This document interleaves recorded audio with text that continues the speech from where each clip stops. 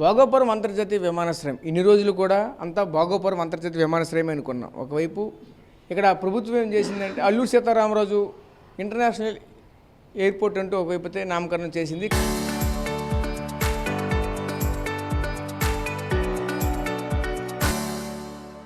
కానీ ఇక్కడ రికార్డెడ్గా చూసుకుంటే అక్కడ ఉన్నటువంటి ప్రతి ఒక్క ఆన్ రికార్డెడ్గా ప్రతిదీ కూడా వైజాగ్ ఇంటర్నేషనల్ ఎయిర్పోర్ట్ అని రావడంతో ఈరోజు అంతా కూడా సర్వత్రా చర్చనీయాంశంగా మారుతున్న పరిస్థితి కనిపిస్తుంది. ముఖ్యంగా చూసుకుంటే విజయనగరం జిల్లా వాసులకు కూడా ఒక విధంగా తీవ్రంగా కలసవేసే విధంగా కనిపిస్తుంది, తీవ్రంగా మనోభావాలు దెబ్బతీసే విధంగా కనిపిస్తూ ఉన్నది.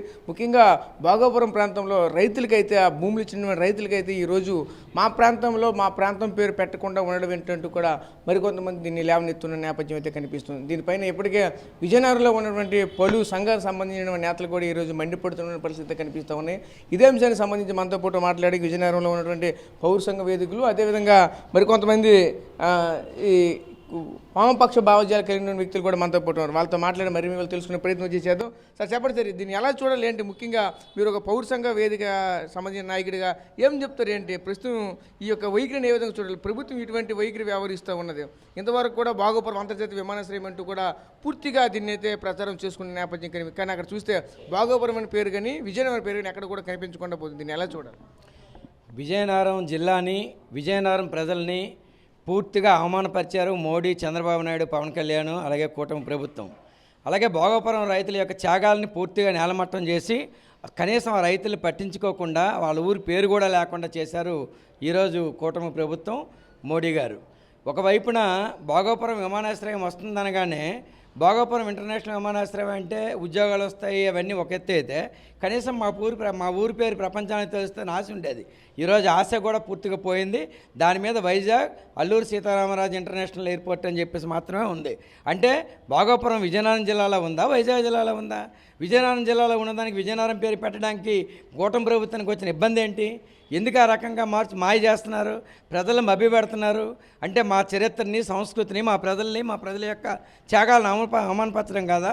అల్లూరి సీతారామరాజు వారసులు ఎవరైనా అంటే ఉత్తరాంధ్ర ప్రజలు లేదా తూర్పుగోదావరి జిల్లా ప్రజలు అల్లూరి సీతారామరాజు కోరుకున్నది ఏంటి? ప్రజాకాంక్ష కోరుకున్నారు, ప్రజలకి స్వేచ్ఛ కోరుకున్నారు, ప్రజలకు ఉపాధి అవకాశాలు కోరుకున్నారు. కానీ ఈరోజు ఉపాధి అవకాశాలు కాదు, అసలు ఆ ఊరి పేరే తీసి పారేశారు. ఇంత దౌర్భాగ్యంగా, దుర్మార్గంగా కూటమి ప్రభుత్వం ఆలోచించడాన్ని మేము విజయనగరం పట్టణ పౌర సంక్షేమ సంఘంగా తీవ్రంగా ఖండిస్తున్నాం. ఇప్పటికైనా వైజాగ్ అనే మాట తీసేసి ఇప్పటికైనా విజయనగరం భోగాపురం ఇంటర్నేషనల్ ఎయిర్పోర్ట్ కింద అల్లూరి సీతారామరాజు పేరుతో దాన్ని కొనసాగించాలని మేము డిమాండ్ చేస్తున్నాం. ఒకసారి మీరు చెప్పండి, ఒక సిపిఎం జిల్లా ప్రధాన కార్యదర్శిగా ఏం చెప్తారు ఏంటి? ఈరోజు ఇటువంటి వ్యవహారాన్ని ఏ విధంగా చూడాలి? ముఖ్యంగా అక్కడ పేర్లు చూస్తే అల్లూరి సీతారామరాజు ఇంటర్నేషనల్ ఎయిర్పోర్ట్ అని మాత్రమే కనిపిస్తుంది. ఆ సంబంధించిన అడ్రస్లు ఏవి కూడా కనిపించట్లేదు. రైతులకు కూడా అక్కడ ఈ విధంగా ఒకవైపు నమ్మించి మోసం చేసే విధంగా కనిపిస్తుంది. గతంలో ఉన్న వైసీపీ ప్రభుత్వం కావచ్చు, ప్రస్తుతం ఉన్న కూటమి ప్రభుత్వం కావచ్చు. ఎందుకంటే వైసీపీ ప్రభుత్వంలో దీన్ని నాంది పలికింది, కానీ ఇప్పుడు కూడా అదే విధంగా కనిపిస్తుంది. దీన్ని ఎలా చూడాలి? ఈ విషయంలో ఇదేదో పెద్ద కుట్రే జరుగుతుందని అనుకోవాల్సి ఉంటుంది. భవిష్యత్తులో ఈ భోగాపురం మండలం ఏదైనా విశాఖపట్నంలో కలిపేసి అటువంటి తీసుకుపోతారేమో ఆ ఆలోచన కూడా ఇందులో ఉంది. కాబట్టి వాస్తవానికి జరిగింది ఇక్కడ ఈ జిల్లా భోగాపురం ఇక్కడ జరిగింది. భోగాపురం పేరు మీద ఇంతవరకు కథ నడిచింది. అని కూడా ఆ రకంగానే వచ్చినాయి. వెనకబడిన ప్రాంతం, ఉత్తరాంధ్రకి ఇది సెంటరు, అన్ని రకాలుగా అనుకుని అందరూ అనుకున్నాం. కానీ ఈ రోజుకి వచ్చేసరికి అడ్రస్లో లేకుండా చేయడం అనేది చాలా దుర్మార్గం. ఇది ఒక కుట్రపూరితమైన ఆలోచన కూటమి ప్రభుత్వం చేస్తున్నది. మరి ఎందుకు చేస్తుంది ఏమిటనేది తర్వాత ప్రజలే ఈ రోజుకే అనేక చర్చలు జరుగుతున్నాయి. అందుకని ఇది ఒక భాగం. కాబట్టి ఇది పేరు ప్రతిష్ట ఒక భాగం. ఎందుకంటే త్యాగం చేసాం కాబట్టి మా పేరు ఉండాలని కోరుకోవడం తప్పులేదు. కానీ అది కూడా కనీసం ఖర్చు లేని పని. అది కూడా దానిలో కుట్ర ఏముందో వెనకేముందో తెలియదు. అది కూడా ఆ ప్రజలకి సంతోషపరిచే పని కూడా చేయలేదు. వాళ్ళకే కాదు, అసలు ఈ ఉత్తరాంధ్ర ప్రజలకి ఎవరికి ఏ సంతోషం లేకుండా చేశారు. ఒక దుఃఖం మిగిల్చారు. ఒక విధంగా చెప్పాలంటే మొత్తం వేల కోట్ల రూపాయలు ఖర్చు పెట్టి, వందలాది బస్సులు పెట్టి, మొత్తం జనాన్ని సమీకరణ చేసి, సభలు పెట్టి, అన్నీ చేసి రాజకీయ ప్రచారం చేసుకున్నారు. మోడీ ఇంత గొప్పోడు, ఆయన ఇంత గొప్పోడు, ఈయన ఇంత గొప్పోడు, ఈ గొప్పలు ఇవన్నీ తిప్పలు ఇవన్నీ కూడా చెప్పారు అక్కడ. కానీ ఇక్కడ ఉపాధి కోసం ఏం చెప్పారు? ఉపాధి అవకాశాల కోసం ఏం చెప్పారు? ఏ ఉద్యోగాలు ఇస్తామన్నారు? అంటే ఏది లేదు. ఉద్యోగాలు ఏమిస్తారు చెప్పాలి కదా. ఇంతకుముందు కూడా మేము చెప్తున్నాం, మీరు ఉద్యోగాలు, ఉపాధి దాని సంగతి చెప్పండి, నిర్వాసిత సంగతి చెప్పండి, రైతుల సంగతి చెప్పండి. ఇప్పటికీ ఒక 400 ఎకరాలకి మీరు డబ్బులు ఇవ్వలేదు. 300 ఎకరాలు పీఓటీ ల్యాండ్స్ ఉన్నాయి, దానికి డబ్బులు ఇవ్వలేదు. కాబట్టి బైరెడ్డిపాలెం రైతులకు ఈ రోజుకి డబ్బులు చెల్లించలేదు. గతంలో అడిగితే వీళ్ళకి ట్రంపెంట్ రోడ్డు వేస్తుంటే అడ్డుకుంటే వాళ్ళేమో జేసీబీలు పెట్టి పక్కన నెట్టేశారు. ఈ దుర్మార్గాలన్నీ జరుగుతున్నాయి. ఇవన్నీ కూడా ఎప్పటికప్పుడు మీడియా చెప్తుంది, మేము చెప్తున్నాం, అందరికీ అడుగుతున్నాం, చేస్తున్నాం. దానికోసం ఏమీ పట్టించుకోలేదు, ఉపాధి కోసం మాట్లాడలేదు. పైగా ఉత్తరాంధ్ర వెలిగిపోతుంది, అభివృద్ధి అయిపోతుంది బ్రహ్మాండంగా. ఆయనేమో గత ప్రభుత్వం ఏమో ఎర్ర బస్సే రాదు, ఎయిర్ బస్సు ఎందుకు మాకు అని చెప్పేసి అన్నాడని చెప్పేసి అదొక కామెంట్ చేసి దానికి ఎర్ర బస్సు చుట్టూ ఎయిర్ బస్సు చుట్టూ తిప్పారు. ఎయిర్ బస్సు ఎర్ర బస్సు అంటే ఎయిర్ బస్సు ఎవరికి కావాలి, ఎర్ర బస్సు ఎవరికి కావాలి? అప్పుడున్న స్లోగను, అప్పుడున్న పరిస్థితిలో మేము కూడా దానిలో భాగస్వాములు ఉన్నాం. ఆ రోజు అయ్యా మాకు ఎర్ర బస్సే రావడం లేదు, మా ఊరికి ట్రాన్స్పోర్ట్ లేదు, దీనికోసం కాకుండా విమానాల మీద మేము ఎక్కడ తిరుగుతాం, మాకు విమానం ఎందుకనే కాన్సెప్ట్లో అక్కడ రైతుల తాలూకా స్లోగన్ అది. కాబట్టి అటువంటి తిప్పి ఆయన మీద ఆయన కూడా అంటే ఆయన ఉండొచ్చు. ఏమైనప్పటికీ ఎర్ర బస్సు నిజంగా ఎవడికి, ఎయిర్ బస్సు ఎవడికి? ఇప్పుడు భోగాపురం రైతులకు ఏమైనా రోజు మార్కెట్ చేస్తారా, లేకపోతే విమానం మీద ఎక్కడికైనా వెళ్తారా? దీనివల్ల అవసరం ఏముంది? కాబట్టి మీకోసం ఎయిర్ బస్సు తెచ్చాము అని అంటే మీకోసం కాదు, కార్పొరేట్ల కోసం తెచ్చారు మీరు, మీ వ్యాపారం కోసం తెచ్చారు మీరు, మీ అభివృద్ధి కోసం తెచ్చారు మీరు. ఎక్కడెక్కడ వ్యాపారాలకు తద్వారా ఏదైనా అభివృద్ధి ఉంటే ఉండొచ్చు, అభివృద్ధి పూర్తిగా ఉండదని కూడా మేము అంటం లేదు. కానీ ఈరోజు ఈ జిల్లా సర్వనాశనం అయిపోయింది. ఆ ప్రాంతంతో పాటు మొత్తం జిల్లా నలుమూలలు కూడా ఇరిగేషన్ పరంగా ఆ నీటికి కావాల్సిన పెట్టుబడులు కానీ, దానికి కావాల్సిన నిధులు కానీ ప్రాజెక్టుల వరకు ఏమీ చేయట్లేదు. ఈవేళ దాదాపు 50,000 మంది ఈ జిల్లాలో వలసలు పోయారు. జూట్ కార్మికులు, ఫెర్రోలెస్ కార్మికులు, సిమెంట్ ఫ్యాక్టరీలు, రకరకాల చిన్న పెద్ద సంస్థలు అన్నీ మూతపడిపోయి గత 10-15 ఏళ్ళ నుండి. మీ కూటమి వచ్చి ఇప్పుడు 12 ఏళ్ళు అవుతుంది మీ ప్రభుత్వాలు వచ్చి. కానీ ఈ రోజుకి వచ్చేసరికి ఈ జిల్లాలో ఒక్క పరిశ్రమ కొత్తది రాలే, ఉన్న పరిశ్రమలు తెరిపించలేదు. మరి ఉపాధి కల్పిస్తాం, ఉపాధి అంటే 50,000 మందికి ఎయిర్పోర్ట్లు ఇవ్వాలని మా కోరిక కాదు. కానీ ఈ జిల్లా ముందు వీళ్ళు ఆర్థికంగా అభివృద్ధి చెందాలంటే వీళ్ళు కొనుగోలు శక్తి పెరగాలి. అభివృద్ధి అంటే కొనుగోలు శక్తి పెంచడం, అది పెంచాలంటే ఉపాధి కావాలి. ఉపాధికి కావాల్సిన పరిశ్రమలు ఈరోజు మూతపడితే దానికోసం ఈ రోజుకి వివేసమైన చర్చ జరగలే. కానీ ఇక్కడ మాత్రం ఉద్యోగాలు ఇక్కడే కాదు, ఉత్తరాంధ్రకి ఇచ్చేస్తాం ఉద్యోగాలు అని చెప్పి. ఈ జిల్లాకి దిక్కులేదు. కాబట్టి ఇది మేము అడుగుతున్నాం. అది మీరు చేయకుండా మీరు ఉపాధి వచ్చేస్తుంది, అది వచ్చేది, మీరు ఓదరగొట్టినంత మాత్రం ఇక్కడ పనులు జరగవు. దీంతోపాటు ఇంకోటి ఏంటి, ఇది ఒక పక్కన మూలిగే నక్క మీద తాటికాయ పడ్డట్టు ఇప్పటికే ఆర్థిక భారం ఎక్కువ ఉందని చెప్పేసి అనేక రకాలుగా ధరలు పెంచేశారు. పప్పు దగ్గర నుండి, ఉప్పు దగ్గర నుండి అన్ని రకాల పెట్రోల్, డీజిల్, గ్యాసు ప్రతి ఒక్కటి ధరలు పెంచేశారు. వీళ్ళు ప్రజలు బతకలేని పరిస్థితి. దానికి ఏమిటి కారణం? యుద్ధాలు వచ్చినాయి కాబట్టి, యుద్ధాల వల్ల ఈ పెట్రోల్, డీజిల్ పెరిగింది కాబట్టి మీరు భరించాలి. లేదు ఏం చేయాలి? పొదుపు చేయాలి. మీరు అన్నీ తగ్గించుకోండి, ఖర్చులు తగ్గించుకోండి, పెట్రోల్ వాడకాలు తగ్గించుకోండి, తిరగడం తగ్గించుకోండి, ప్రయాణాలు తగ్గించుకోండి, బంగారాలు కొనొద్దు అని ప్రధానమంత్రి చెప్పాడు, ముఖ్యమంత్రి చెప్పాడు, జాగ్రత్త తీసుకోమని. మరి ఇప్పుడు మీరు చేసింది ఏంటి? మీరు ఎంత దుబారా చేశారు? ఇన్ని వేల బస్సులు అవసరమా? ఇంతమంది ఎయిర్పోర్ట్ విమానం ఎగరడానికి ఎంత అవసరమా? ఈ భారం అంతా ఎవరి మీద వేస్తారు? మోడీ గారి ఇంట్లో ఇస్తారా, చంద్రబాబు నాయుడు ఇంట్లోనా, లేదా ఉప ముఖ్యమంత్రి ఇంట్లోనా? మీరు ఇవ్వరు కదా, ప్రజల మీదే కదా వేస్తారు. మీ సేమ్ ఏమేమి పోయింది?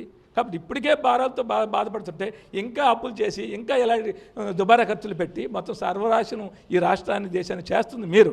మళ్ళీ ఉపాధి కోసం లేకపోతే ఉద్యోగాల కోసం చెప్తున్నారు, ఇంకొక పక్క నుంచేమో అభివృద్ధి కోసం చెప్తున్నారు, ఇంకొక పక్క పొదుపు చేయమంటున్నారు. ఇవన్నీ చెప్పిందని భిన్నంగా మీరు వ్యవహరిస్తున్నారు.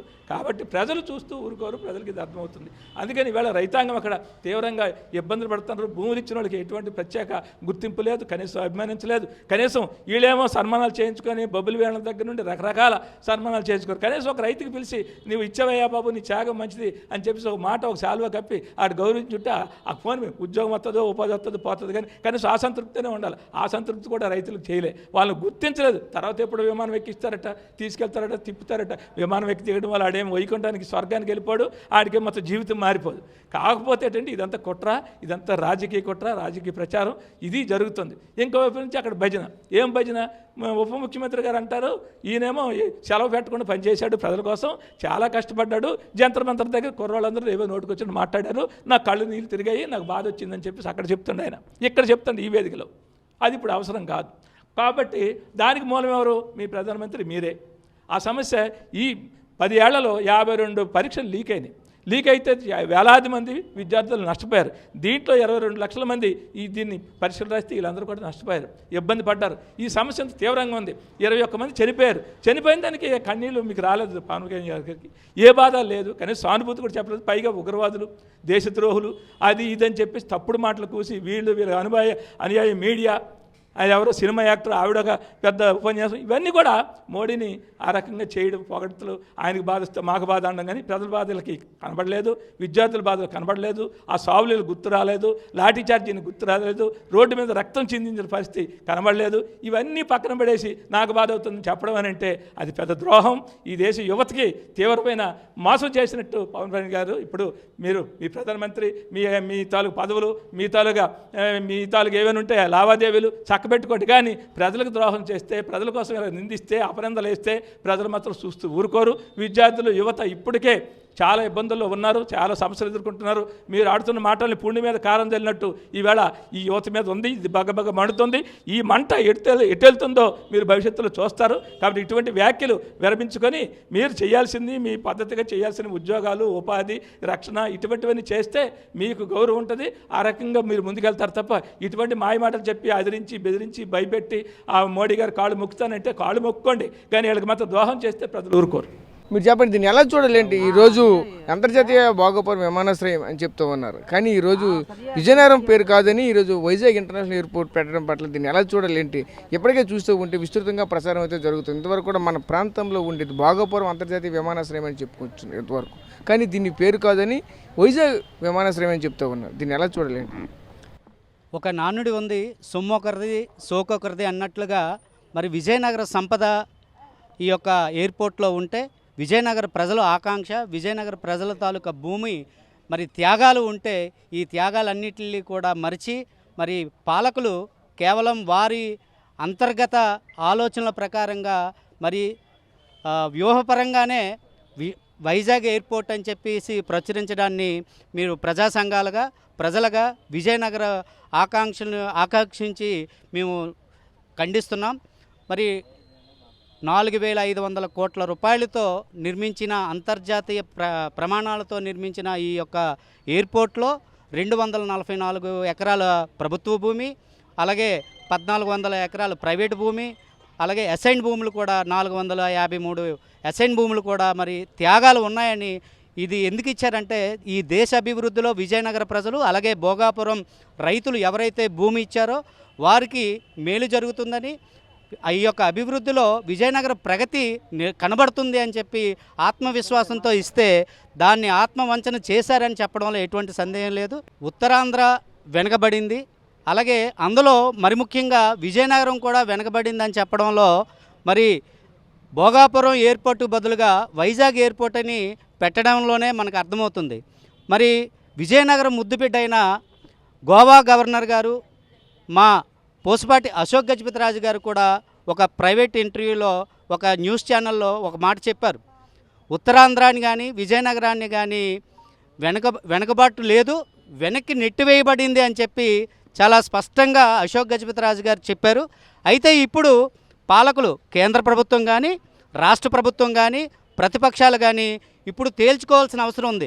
అయితే ఇప్పుడు నిజంగా విజయనగరాన్ని వెనక్కి నెట్టివేశారా లేకపోతే వెనక్కి ఉన్నారా అనేది మరి పాలకులు సమాధానం చెప్పాలి. ఇప్పటికైనా సరే మరి చంద్రబాబు నాయుడు గారు, కేంద్ర ప్రధానమంత్రి గారు ఎవరైతే ఉన్నారో నరేంద్ర మోడీ గారు దీనిపైన పునరాలోచించి విజయనగరం ప్రతిష్ట రావాలి అంటే విజయనగరం ఇంటర్నేషనల్ ఎయిర్పోర్టుగా నామకరణాన్ని మార్చాలని, మరి 17వ తారీఖు నుంచి కూడా ఫ్లైట్స్ రన్ అవుతాయి కాబట్టి అప్పటికైనా సరే ప్రజల కోరిక మేరకు విజయనగరం అల్లూరి సీతారామరాజు ఇంటర్నేషనల్ ఎయిర్పోర్ట్ అని నామకరణం మార్చకపోతే పెద్ద ఎత్తున ప్రజా సంఘాలు, ప్రజలు, విజయనగర ప్రజలు ఉద్యమం చేయక తప్పదని ఈ సందర్భంగా తెలియజేస్తున్నాం. ఇంకా మీరు ఒక వామపక్ష భావజాలు కలిగిన వ్యక్తిగా భోగాపురం ఇంటర్నేషనల్ విమానాశ్రయానికి స్థానికంగా ఉన్నటువంటి పేర్లు పెట్టకుండా పక్క జిల్లా నుంచి పేర్లు పెట్టడం, దీన్ని ఎలా చూడాలేంటి? భోగాపురం అంతర్జాతీయ విమానాశ్రయానికి 11 గ్రామాల ప్రజలు 2,700 పైచిలుకు ఎకరాల భూమిని నిర్మాణం కోసం ఇచ్చారు. అటువంటి ప్రాంతంలో ఆ ప్రాంతం భూమి పేరుని పెట్టకుండా ఉండటం అనేది ఇది దుర్మార్గం, సరైనది కాదు. ఇంకా రెండోది, మొన్న 1వ తేదీన అంతర్జాతీయ విమానాశ్రయాన్ని ప్రారంభిస్తున్నాం, జాతికి అంకితం చేస్తున్నాం అని చెప్పిన సభలో అది ప్రారంభోత్సవం కన్నా కూటమి ప్రభుత్వం ప్రచార సభగా మలిచింది. ఈ ప్రచార సభకి విజయనగరం జిల్లాలో 15 రోజుల పాటు మొత్తం అధికార యంత్రాంగం అడ్మినిస్ట్రేషన్ పక్కన పెట్టి జిల్లా కలెక్టరు ఎస్పీ నుండి దిగువ రెవెన్యూలో దిగువన విఆర్ఓ విఓఏల వరకు ఎస్పీ నుండి కానిస్టేబుల్ వరకు హోంగార్డు వరకు పూర్తిగా ఆ సభ ఏర్పాట్లలో మునిగి తేలారు.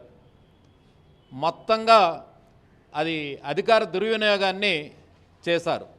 దీనికి తోడు ఈ అంతర్జాతీయ విమానాశ్రయం ప్రారంభోత్సవం సందర్భంగా ఉత్తరాంధ్ర వెలిగిపోతుంది, భోగాపురం అభివృద్ధిలో పయనిస్తుంది అని చెప్పారు.